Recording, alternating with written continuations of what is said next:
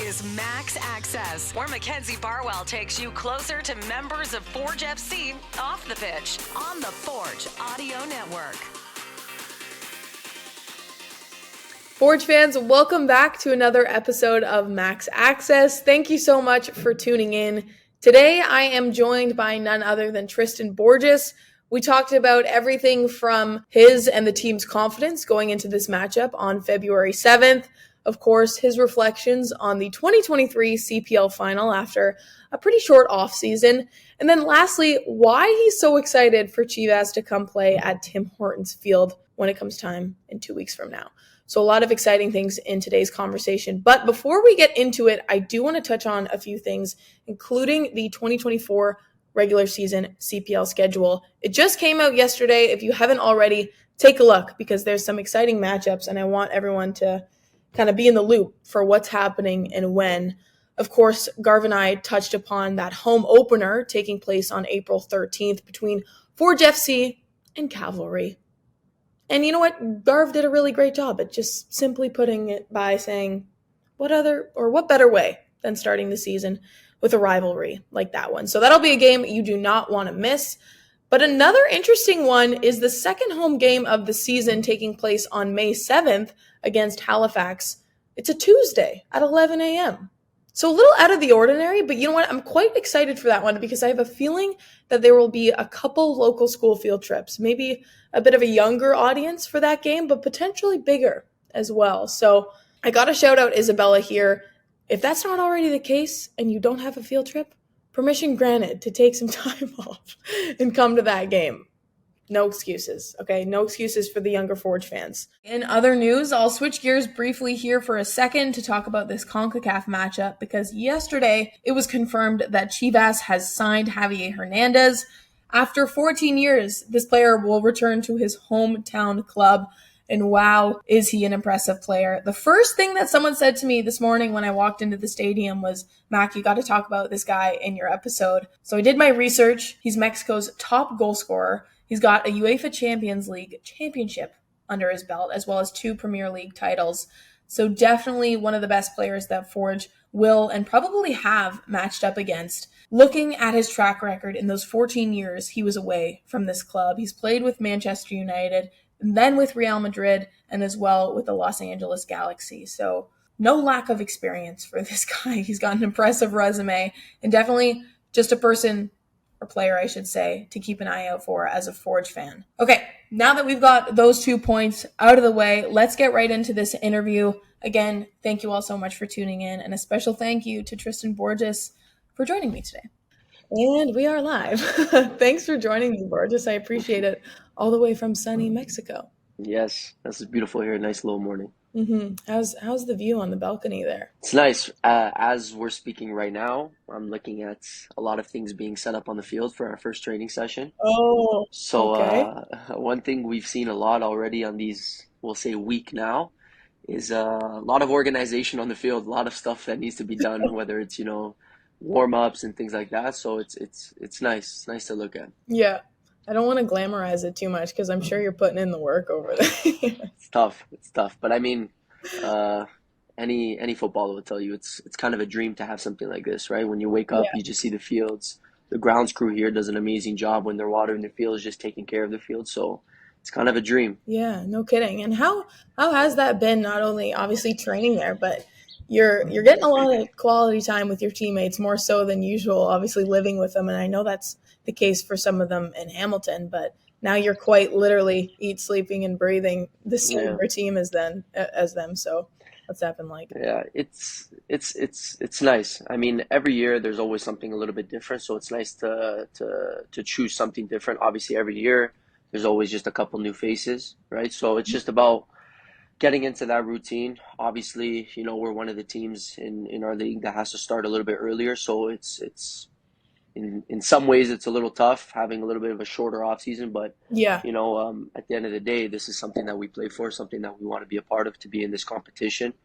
But in terms of just how it is to be with the team, it's great. I think that's how the team bonding starts. I think you start to see, maybe areas where we could work on as a team, areas you can see that we excel, just it starts to go really well, whether it's, communication, or whether it's just little things of, you see where our team bonding goes really great whenever it's like games, whether it's simple like playing cards or playing Yeah. PlayStation. You start to see those things in times like this, right? So it's obviously a great time to bond and to start the season off right. Yeah, 1000%. I was just going to say that those bonding moments are the ones that you really remember, are probably the ones like Yeah, card games or off the field and just like those yeah. little interactions. So, all right, I'm glad to see, little bickering has broken out or whatnot.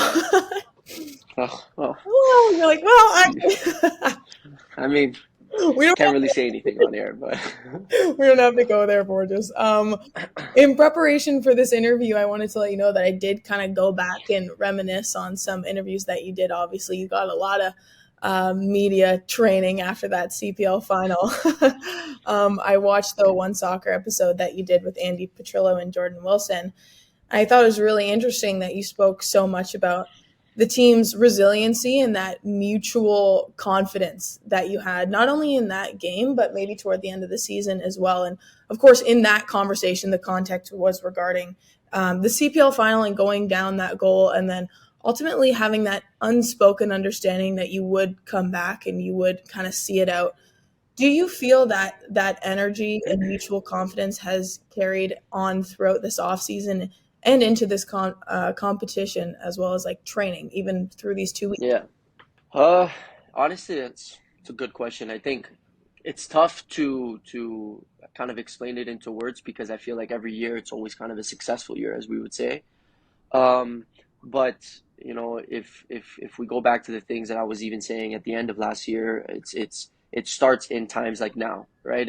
And obviously when you're on such a high, and Yeah. then you get back into the season, everybody has different off seasons, whether it's more time oriented or whether it's spending time with friends, whatever it is, right? It's when you get back into here, it's you have to get that mindset of thinking that we're owed something, right? Because at the end of the day, it's a new year. Everybody's kind of gunning for the same trophy at the end of the year. And for me, the way I look at it, the way I approach every single season, it's times like right now is what keeps you prepared for the end of the season. And I think every single year, what we keep proving is that, in the big games, we're able to trust each other. We're able to play our best because we have that confidence. And I think if you approach it every single day, starting in the preseason, it keeps you prepared for moments like that. And I think when you build an identity on what we have here, where it's just about winning, it's a winning culture. I think even in those times when you have to change your mindset, where you think we're owed something, where it's like, okay, we're the winners, we're the best team, we're this and that. At the end of the day, it's a new year and it's a new start. Every other team is trying to Yeah. rebrand, trying to knock us off, right? So it's the toughest thing to do in sports, in any sport that you play in, when you win, when you're at the top, to stay at the top. Nobody understands how tough that is. And even when you're at it, you could sometimes, get caught into it and not understand that you still have to work twice as hard as what you did last year.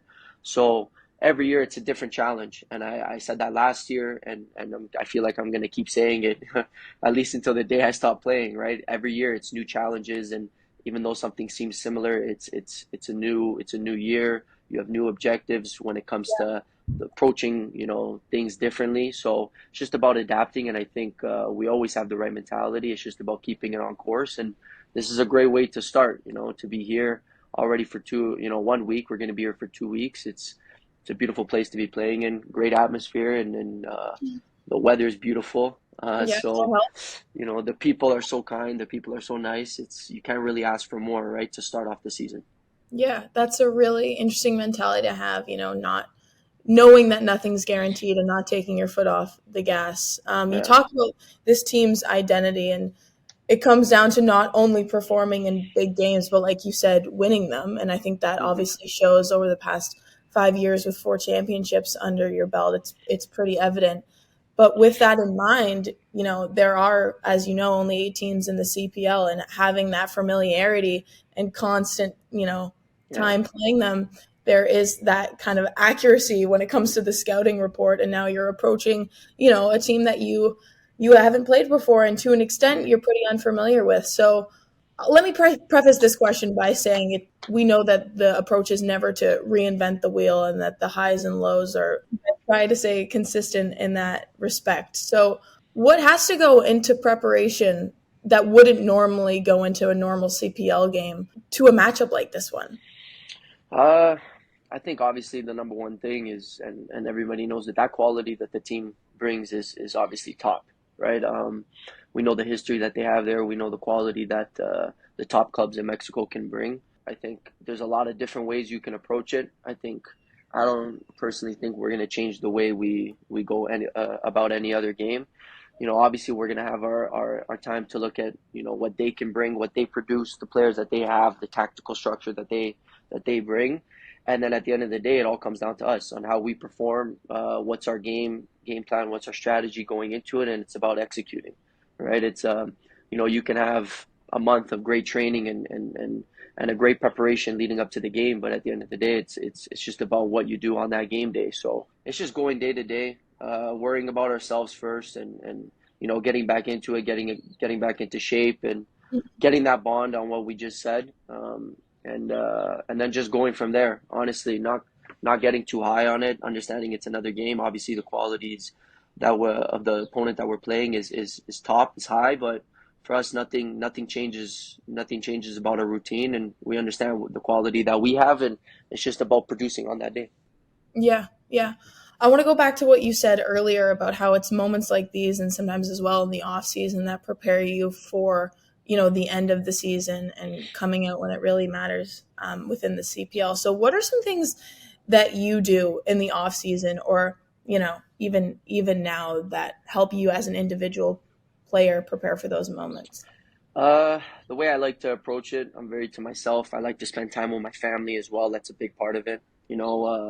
My family, my friends, my girlfriend, it's a big part of my life. And anybody that knows me, when I'm in season, I commit 100%, right? So it's a lot of commitment, a lot of time being spent in whatever people want to choose to do, whether it's recovery, whether Yeah. it's extra work, things like that. But when I'm in season, I tend to just kind of be fully committed to it, no matter what way I'm looking at it. And I like to take the time in the off season to really just spend some time with my family, all the time that I missed throughout the whole year. Take Yeah. some time off, especially for the body. As you get older, I'm not saying that I'm old, but as you get older, you start to realize how important it is to take care of your body, to sometimes pull yourself back in terms of wanting to do extra work, and actually take some time to recover, and let your body just really relax. Because for me, I put my body through hell for the whole year, especially. I was going to say, yeah, sorry to interrupt, but I That's was going okay. to say, having it would be so hard to just try and relax after coming off a season like that and being the player that you are. Like, is it a mental Yeah, switch it's that you tough. kind of have to check in with? Yeah, I'm gonna be honest with you. I haven't really mastered it yet. I'm learning. Yeah, I'm learning every single year. I find myself getting better with it. It's tough because the initial reaction is no matter how well you even do, you always think you can do more, right? So hmm it's having that mentality, and just understanding that your body needs time to just relax, right? Especially like I yeah, said, if you're somebody that just during the year you really try to commit yourself 100% no matter what. Sometimes your body needs time to relax. So every year I'm trying to approach it a little bit more in a different way, and just learn how my body reacts to it. So I feel like I did it good so far this year. I feel good. I feel re-energized. I feel healthy. right. So Yeah. yeah, Your body physically, it's physically necessary. So yeah, I'm glad yeah, you were able to recognize that. But going off of that point that you mentioned about how important it is to you to at times keep to yourself and also spend time with family, I think I saw that side of you particularly come out after the CPL final, because like I said, there was a lot of media attention, and obviously I'd be remiss if I didn't talk about that, but I won't, of course, beat it to death. But I wanted to ask you one thing, being how you've kind of become the player and also person that you are, in that you were so calm and composed after that moment, not only in game, but in those conversations and interviews that you did afterwards. And reflecting on that, I was just kind of thinking it takes a lot. And I think, obviously, with the experience under your belt that you have now, I'm sure maybe you would have reacted differently had this happened years prior. But yeah. what do you think it is about you as a player, or maybe your career development, that allows you to stay so calm and present in those moments? It's a good question. To be honest, a lot of it is just kind of my personality. Um, I think, most people can see, like, last year it was a tough year for myself, just battling with a lot of things. So it was it was a lot of joy, to be honest, at the end of the year, just for it to end the way that it did. But it wasn't me being surprised, because I knew that, eventually hard work pays off. Sometimes it takes a lot of time, sometimes it takes a short period of time, but it's tough. It's tough. To that question, the answer to that question, it's a long There's a lot of backwards. layers. There's Yeah, it's layers. it's And don't feel it, like you need to give me one word answer here. It's kind of a loaded question. no, it's. I mean, for me, it's obviously my upbringing. I owe just the way I am, obviously, to my parents, the way I was brought up, to my siblings, having the brothers that I have. And obviously, just being able to take that step that I did at 15, 16 years old. I don't even remember at this point, but I find that, you have a lot of players that choose to take that route, choose to, uh, you know, try to become a professional at a younger age, and whether it's leaving from home or whatever it is. But I find, the best way to soak all of that in is the way you approach it. And for me, it was kind of the humbleness of it, and understanding that the opportunity that I got, not many people get. And whether I deserve it or I don't, it's still a blessing in disguise, because even on Right. their bad days, you're still somewhere that a lot of people wish that they were. So for me, I kind of took that approach to, at that age, and I think that kind of helped me to kind of be the man that I am now, because I kind of look at everything of kind of gratitude, that I'm very grateful to have everything that I have in life. And for me, it's under having that understanding just puts that kind of mindset that, you have to work your ass off for everything that you have, because you have a lot of people that, again, like I said, wish they were either in your position or working harder than you, right? Because there's a lot of people in this world that have a lot of ambitions, a lot of goals, and if you just kind of have to zone into your own spot, and put all your work in. But I think it kind of starts having that gratitude, having that mindset, where just to be grateful for, what you have and where you are in your life. And I think I have that kind of mindset to, it just puts my mind to work, and to just obviously be thankful for where I am. And I think the reason why I say that, I think it becomes a domino effect. I think when you kind of have that mindset, and then it kind of dominoes to, just being a hard worker, I don't think you really get surprised of when things kind of fall into your lap. Hmm. You're kind of prepared for it, and you're kind of ready for it. And that's what I try to be prepared every single day for anything, that shows up on my feet. So I think it was just a little bit more of joy, just knowing that my family was with me through all the steps. It was, like I said, it was a tough year for me last year, and they saw it. They were with me throughout all of it. So it was just more of happiness, being able to celebrate it with them as well. Yeah. You're right. It's a combination of a lot of things. And I think it's really cool to see that you just come at it from an angle of Hmm. gratitude and being grateful. And I think that's the same for so many things. And quite honestly, I try and take that approach as well. And you just kind of fully encapsulated the thought process that I've been having recently as well, because we both have this platform. Like, I'm allowed to come onto this podcast and have this conversation with you. The preparation that I did this morning, maybe I was a little tired, but I wake up and think the next sport journalism student would want this. You know what I mean? Exactly. So just knowing that you're in a position that a lot of people want to be in and could potentially be in is very motivating, and I think inspiring. Anyways, I'm doing some self-reflection now, as It's you all can good. tell. It's But all good. and also you talking about how when you were 15 to 16, even going back to that age and where that mentality started coming in, and to see it build to where you are now is really cool. Yeah. Thank you. I will say one other thing I wanted to talk about, and it's also something mentioned briefly in that podcast that I listened to, was that the whole idea of acting that you've been there before and going back to this CONCACAF matchup. At the end of the day, it is something that you've been in before. Yeah. And what do you think you have learned from your CONCACAF experience, and what are you kind of taking into this next match, having that under your belt? Um, understanding that level of quality that they bring.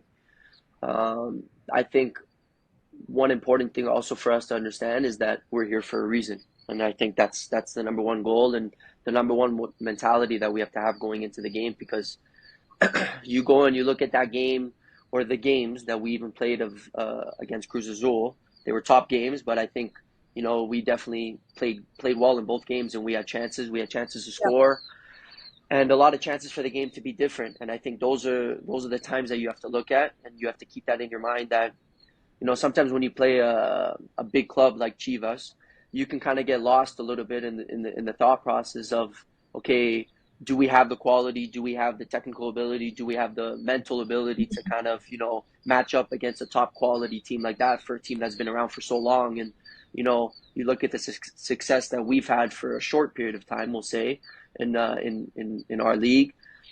It's tough to match up, right? So I think it's for us to just have that mentality that, we're here for a reason, and we have the quality to, make anything happen in a game. So I think it's just having that mentality going into it, understanding that we've been here, just like we said, in this situation, and we deserve to be here. So it's just understanding it's another game. It's an important game, obviously, but it's another game for us to just showcase the quality that we have. Yeah, and giving yourself that credit, and it all goes back to, I guess, that belief and that mutual confidence. All right. My last one to wrap up here.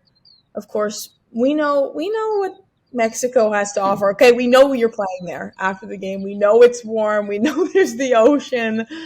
But guess what? They're coming here too. Okay, so just to end this episode off with a little bit of the Hamiltonian spirit, if you will. When you're around the stadium, okay, it's the fact that the birds are chirping in the back. It's kind of making me... I know. I'm outside. To be honest, I know it seems hot, but it's a little chilly actually this morning. Is it? It's a little chilly. As I was saying, let me talk over the birds.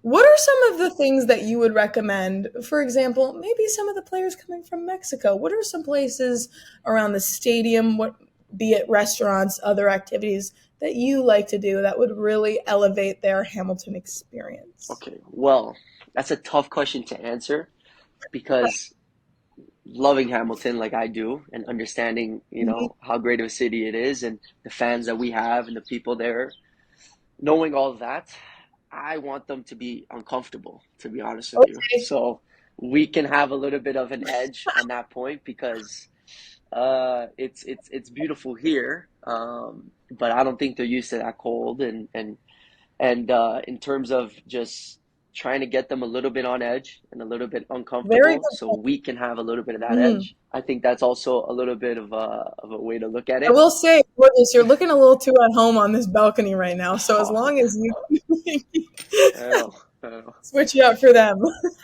I know, but I mean, if they go out there, they go to the city, they'll see this what the city has to offer, and how beautiful of a place it is, and how nice the people are there as well.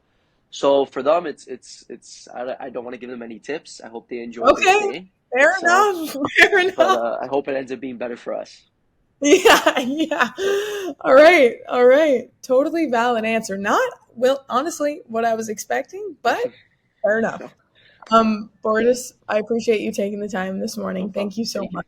Thanks for listening to Max Access on the Forge Audio Network. If you like what you heard, please like, follow, subscribe, comment, and share.